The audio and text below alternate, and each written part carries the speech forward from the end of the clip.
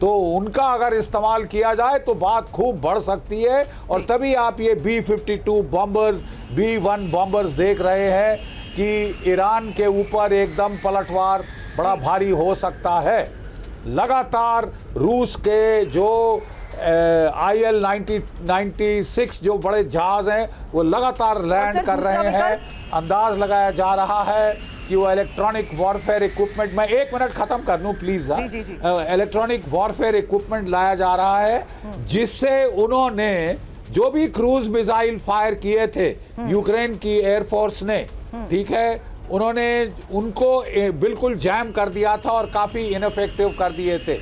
अगर इजराइल वापस पलटवार करता है तो अपनी एयरफोर्स के F-35 फाइटर्स, F-15E फाइटर्स से वो रिस्पॉन्ड करेगा, वो क्रूज मिसाइल्स फायर करेगा बॉर्डर के उस पार से, ताकि एयर डिफेंस की रेंज के बाहर से वो अटैक करें। स्पाइस जेट हो, स्टॉर्म शैडो जैसे के बराबरी के मिसाइल्स, राइट, उनको रशिया जैम कर चुका है यूक्रेन में।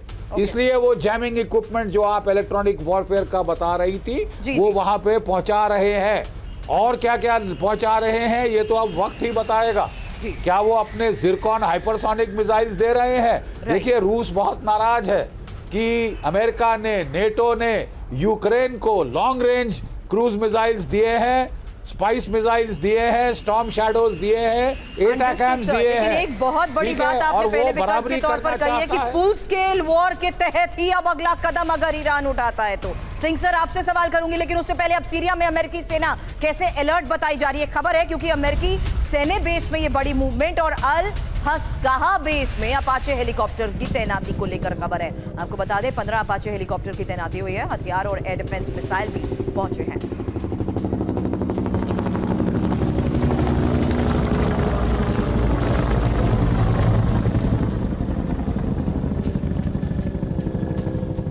तो अमेरिकी सैन्य बेस में बड़ी मूवमेंट की खबर, लेकिन इस बीच कतर की जमीन से अटैक ना करने की चेतावनी। एक और सबसे बड़ी खबर, क्योंकि अमेरिका को अल उदीद बेस से हमले के खिलाफ वार्निंग और कतर के दोहा में अमेरिका का ये सबसे बड़ा एयरबेस। कतर पर ईरान और उसके प्रॉक्सी का दबाव, यूरोपीय मीडिया की तरफ से इसको लेकर बड़े दावे किए जा रहे हैं। तो एक बार फिर से जानिए कि किस तरीके से अब कतर पर ईरान और उसके प्रॉक्सी का ये दबाव और कतर के दोहा में जिस तरीके से अमेरिका का सबसे बड़ा एयरबेस है, अमेरिका को अल उदीद बेस से हमले के खिलाफ वार्निंग, कतर की जमीन से अटैक ना करने की चेतावनी।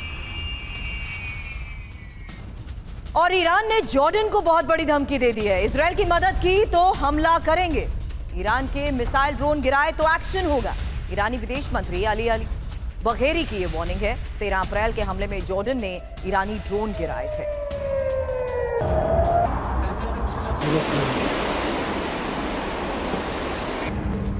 हालांकि एक और बात का बार बार हमारे एक्सपर्ट जिक्र कर रहे हैं, वो है डिप्लोमेटिक तैयारी।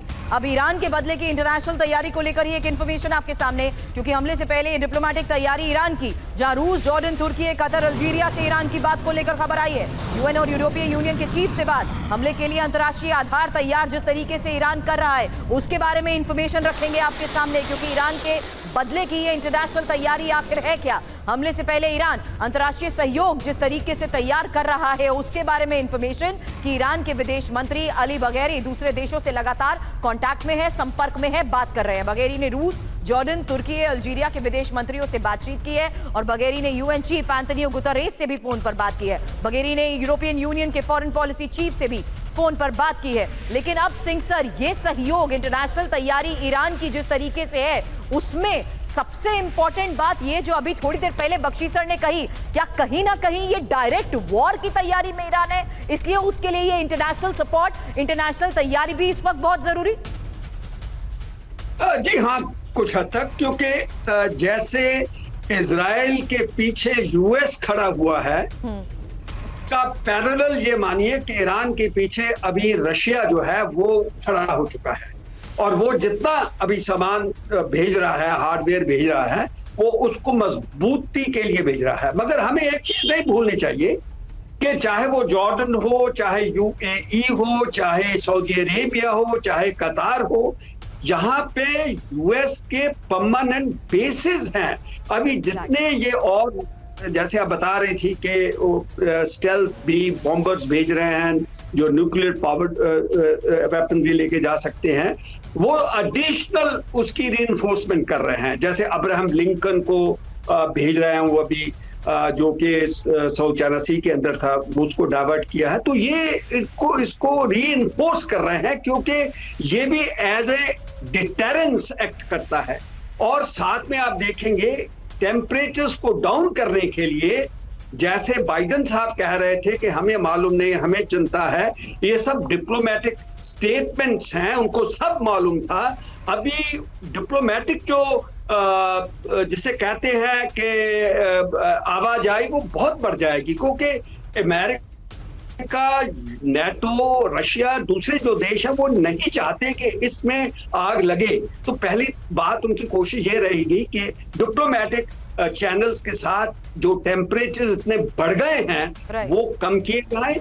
साथ में अगर ईरान जो है वो एक सिंबॉलिक अपना फेस को बचाने के लिए कोई सिंबॉलिक अटैक करना चाहता तो कर दे, तो रशिया तो वो इजराइल को भी रोकेंगे कि आप दोबारा फेंस में मत जाइए, इनको थोड़ा फेस बचाने के लिए, अपनी इज्जत बचाने के लिए, क्योंकि इन्होंने अटैक उसके घर के घुस के हो पा रहा है। तो ये थोड़ी बैलेंसिंग एक्ट होगी।